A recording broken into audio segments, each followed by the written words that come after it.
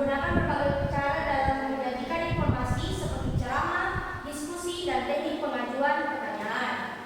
Yang kedua, variasi visual, menggunakan berbagai bentuk bantuan visual seperti gambar, video, diagram, dan presentasi multimedia. Dan yang ketiga, menggunakan kegiatan yang melibatkan gerakan fisik dan pengalaman belajar langsung.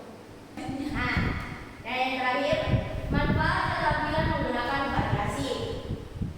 Yang pertama, meningkatkan perhatian siswa, dapat mempertahankan perhatian dan antusiasme siswa dalam pembelajaran. Dan yang kedua, mendorong partisipasi aktif, yaitu dapat meningkatkan keterlibatan dan partisipasi siswa dalam proses pembelajaran. Ada yang ingin bertanya?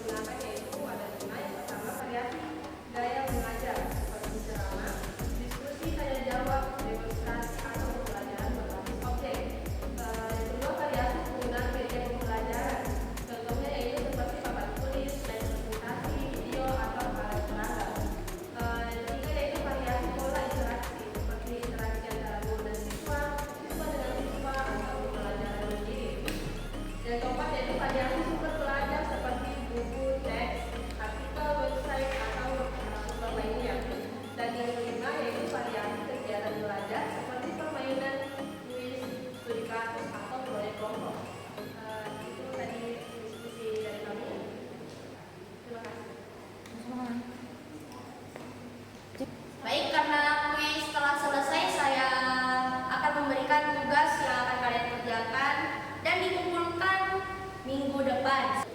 Jika sudah dipahami, saya tutup